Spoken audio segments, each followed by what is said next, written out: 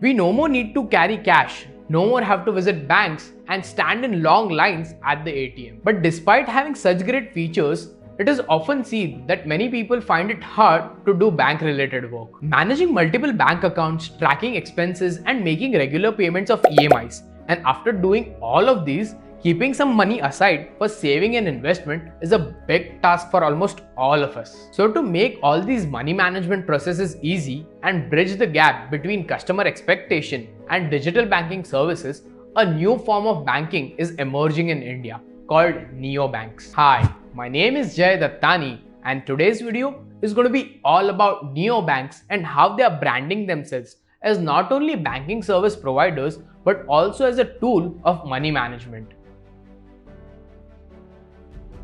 Neobanks are basically online-only banks with no physical branches. They provide customers with banking services at a cheaper rate as compared to traditional banks. Though many countries in the world provide complete banking services under neobanks, but that's not the case in India. As per the rule by RBI, no bank in India can be 100% digital. That's why neobanks in India are collaborating with traditional banks to provide their services to Indian customers. For example, a prominent name in the neobanking service in India called Jupiter is working in collaboration with Federal Bank to provide its services in India. These neobanks are providing services like saving account, money management, money transfer, and other such banking features. But since they are working on an online-only model, it's very easy for them to provide banking services to their customers at a much more cheaper rate. But if you are wondering that these are the basic features that any bank provide on their applications, then let me tell you something very interesting.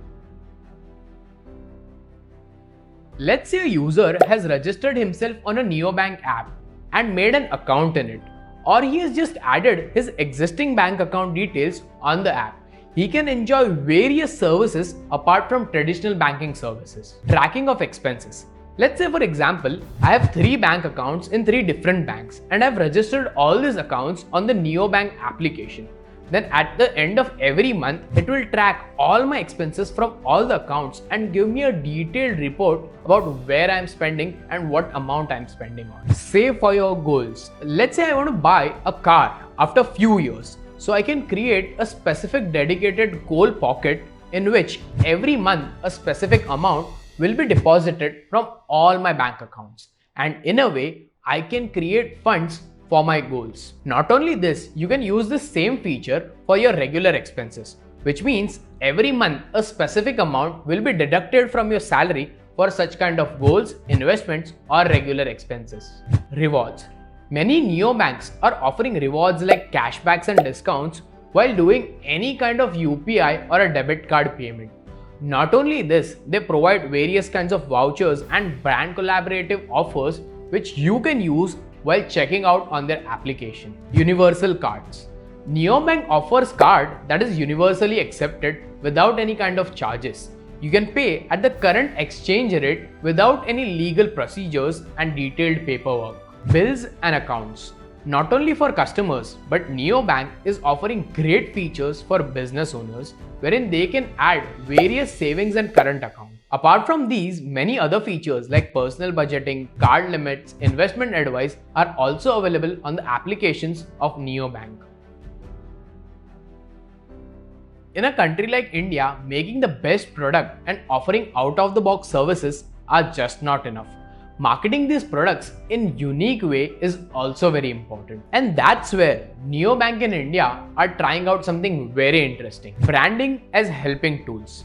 For example, Jupiter Bank promotes itself not only as a banking service provider, but also as a tool that helps you manage your finances, control your expenses, and save for your goals. Features like trust and physical accessibility, which are the main points in the marketing of traditional banks, are not used by neobanks in their marketing strategy. Collaboration with influencers. Neobanks are focusing more on digital marketing and are collaborating with content creators and influencers on creating an awareness around personal finance and investment.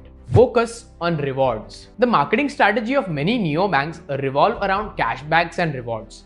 They offer good percentage of cashback on almost all the transactions and have collaborated with various brands for multiple offers.